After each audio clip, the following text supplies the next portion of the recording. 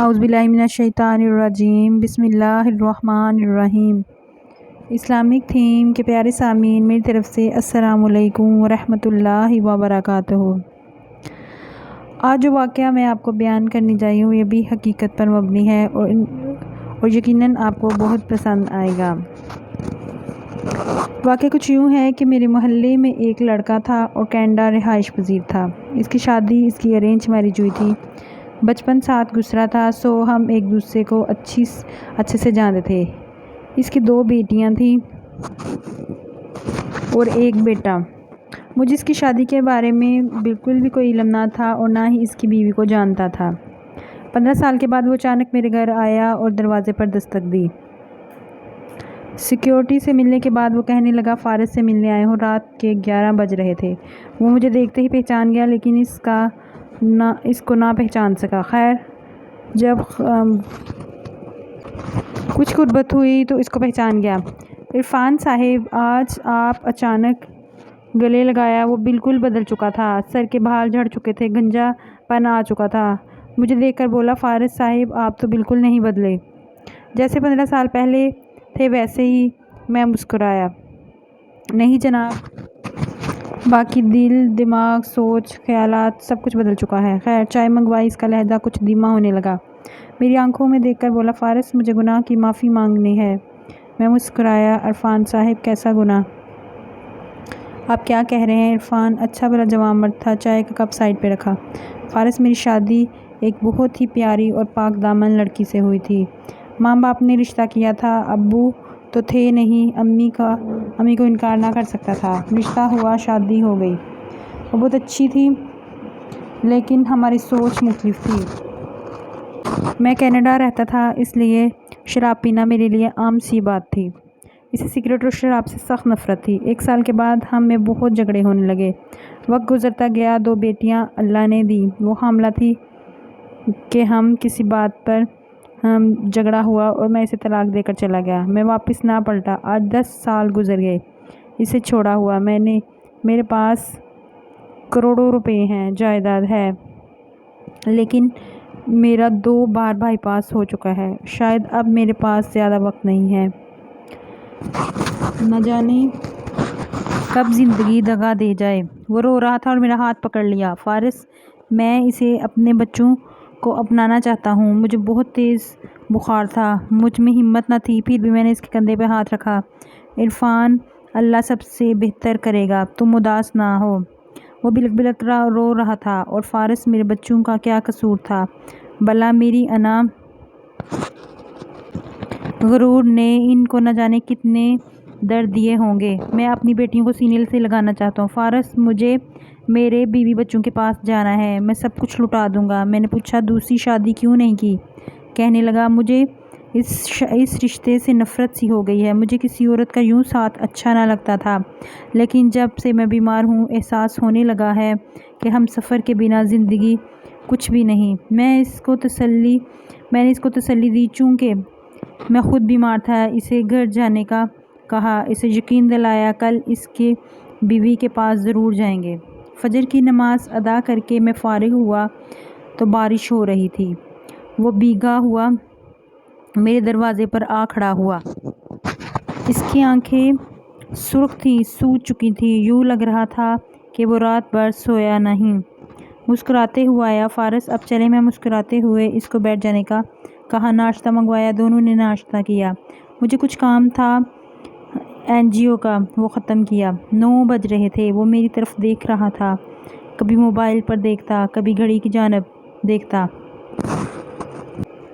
میں اس کی بے چینی سمجھ رہا تھا۔ وہ اپنی کار لے کر آیا تھا، اس کے ساتھ ہی چل دیا۔ وہ بتانے لگا، میری بڑی بیٹی کا نام شانزے ہے۔ مجھے یاد ہے اس کی پیاری سی آنکھیں، اسے میں نے گود میں اٹھایا تھا۔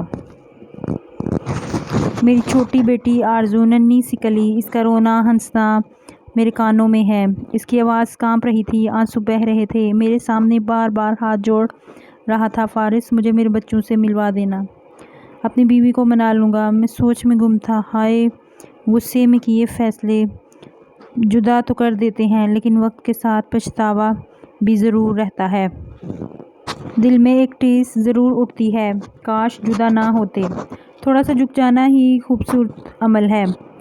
ہم ایک گاؤں میں پہنچے۔ اس نے اپنے سسرال کے گھر کے سامنے گاڑی روکی۔ 10 سال کے بعد وہاں لوٹا تھا۔ فارس، یہ ہے میری بیوی سجل کا گھر۔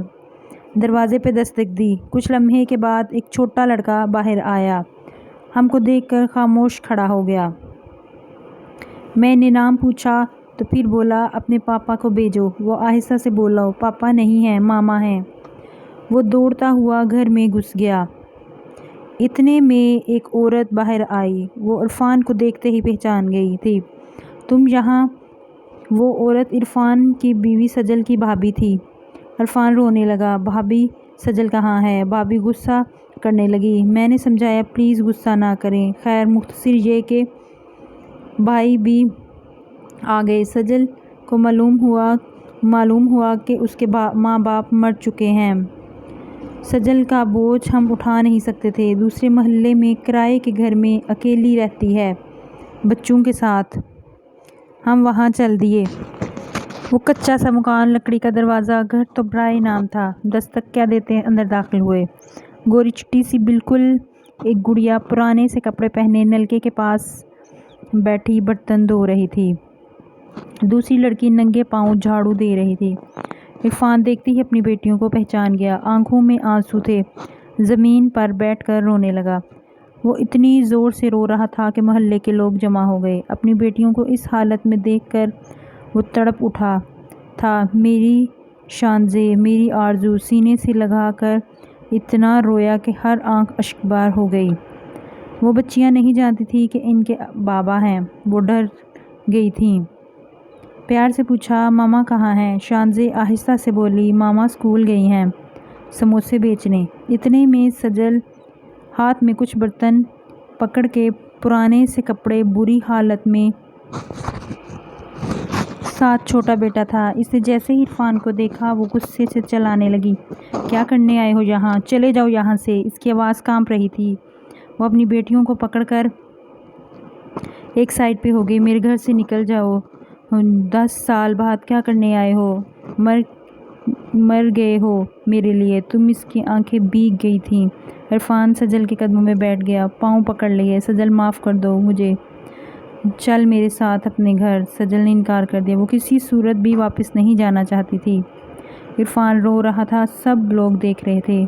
میں آگے بڑھا اور سجل کے سامنے ہاتھ جوڑ دیے اور سائڈ پہ لے گیا۔ سجل کے سمجھانے کے لیے اسے بتایا عرفان بیمار ہے، وہ موت سے لڑ رہا ہے، وہ زندگی کی بازی ہار رہا ہے۔ مانا اس سے غلطی ہوئی تھی، مانا اس نے ظلم کیا ہے آپ کے ساتھ۔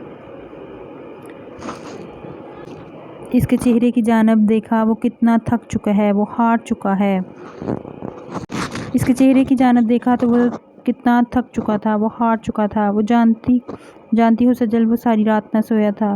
وہ ساری رات میرے گھر کے باہر کھڑا رہا کہ کل تم سے ملے گا، بچوں سے ملے گا۔ سجل دیکھو وہ کتنا بے بس ہے آج۔ پہلے 10 سال میں اس کی انا نے بیٹیوں کی خوشیاں چھین لی، اب تمہاری انا برباد کر دے گی۔ تم دونوں اپنی ضد میں اپنے بچوں کو کیوں بن موت کے مار رہے ہو؟ شاید سجل کو احساس ہو گیا۔